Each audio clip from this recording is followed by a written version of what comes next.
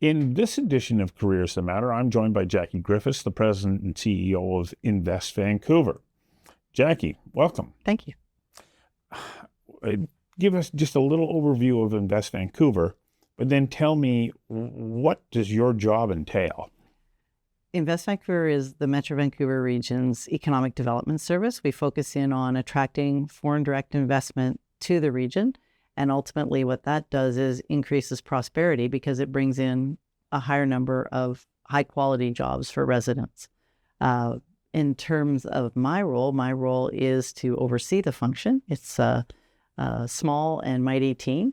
I focus in on three areas. One is investment attraction, the other is promotion, and the third is data research and policy. So it's really making sure that those three areas run well, that we're all aligned to the top line KPIs of landing multinational companies with jobs for our residents, and then making sure that I'm able to advocate where it makes sense on other levers that I think can be of help when it comes to attracting that important investment. So focusing in on areas like talent, because that's such an important part of our value proposition for the region.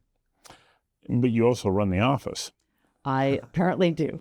Yes. So you've got these departments and areas that you have to be focused in on, but then you also have to run a staff that keeps everything working. Absolutely. So what does a day for you look like? The beautiful thing about my job is every day is different, but ideally a good day is one where I am touching base in some way with every one of the teams or the functions. It's a day where I can spend a bit of time ideating on something new we might do. A day where I can drill down a bit in terms of, are we hitting our top line KPIs? And then the other piece that's really important is staying connected with the world outside of Invest Vancouver. So I want to make sure that I'm connected with key business leaders, whether it's locally or internationally, to understand, A, what are the needs of companies that are considering coming to Vancouver or the Metro Vancouver region, but also understanding what are the challenges that some of the companies who are here are facing, or what are the opportunities that they see to make the economy stronger. So it's a diverse sort of job. So there are going to be some people who are going to go, a KPI? What's a KPI? Key performance indicator. Yeah. So really what we're talking about is like, what is it that we can point to that demonstrates success? And for us, success is demonstrated with the number of companies, good multinational companies who are landing in the Metro Vancouver region and how many jobs they bring when they land in the region. Let's go back to the beginning of your career. Where'd you go to high school? I went to high school in Campbell River, just on the north end of the island. And then I eventually found my way to University of British Columbia and Sauder School of Business, where I did a Bachelor of Commerce and initially focused my career in that workforce development, human resources side.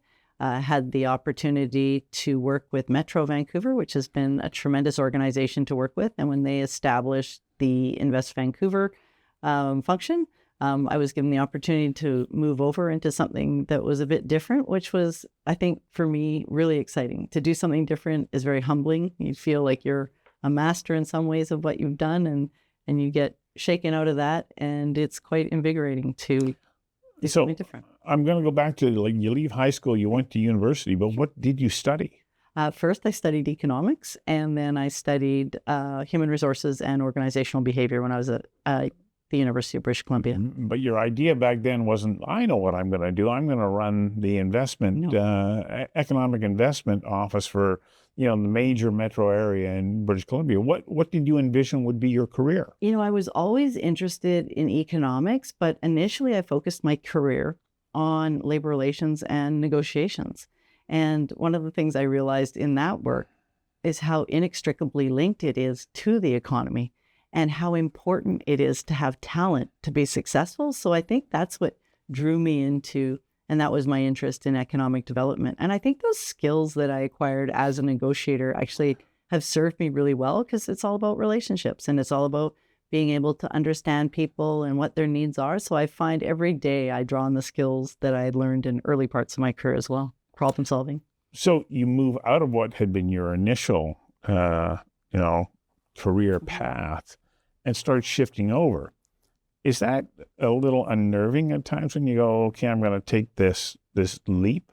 Absolutely. And then how did you overcome those hesitations that you might have had about taking that chance? I think that saying "fake it till you make it" really holds true. And I would say, the first year or so I was in my role, I did feel like a bit of an imposter. But over time, you come to appreciate what you don't know and where you need to fill in the gaps. I think I came to appreciate the leadership competencies that I have that apply in any space. And then I would say now I have a real appreciation for what it takes to drive to those top line KPIs that we talked about. And I think it doesn't matter what function you're in or what area you're in. If you understand the importance of setting a goal and what it takes to get to a goal, I think the other pieces will take care of themselves. Okay, that's not really faking it until you make it. That may be getting up to speed. That's right. But you brought a skill set with you. Yeah, absolutely. Because I think that you don't get to be able to rise above that uncertainty about the new sector unless you have a base level of leadership skills. Absolutely. Thank you. Yeah. Yeah. What do you think is essential to being a leader of an organization as far as your ability to build a team and then work towards a collective or an agreed upon objective? I think especially now, the willingness to listen to and hear from everyone on your team is key. We have a new and emerging generation that's coming into the workforce, many of them my children's age. And you have to, I think, to be successful, take a different approach. I'm a Gen X, and we were of that sort of generation that, our parents wanted us out of university and they wanted us, working in a good job as soon as possible.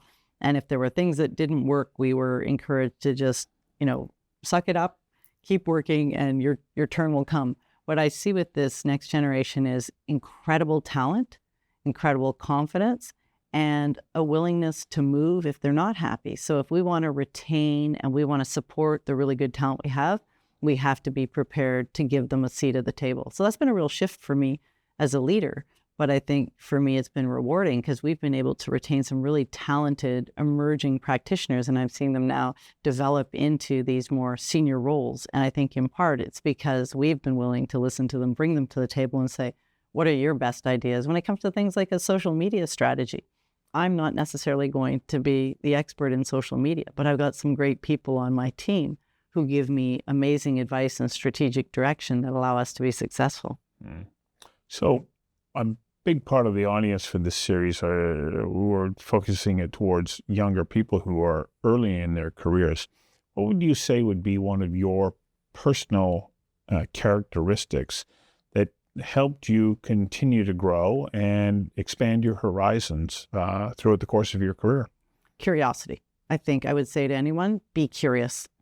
And if you're curious and you let that curiosity take you in a proactive place, you'll be successful and you'll catch the attention of other people within the organization. So one last thing, because I think a lot of people think, oh yeah, this will be easy. How important is it that you have a mindset that says, no, I'm going to work and I'm going to work hard?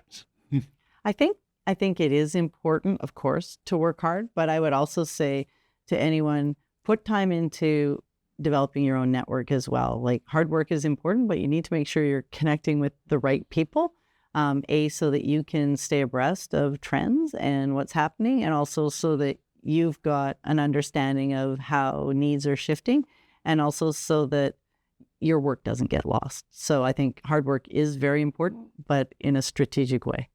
Well, thanks for giving us a glimpse into your career and the work that you currently do. Thank you very much.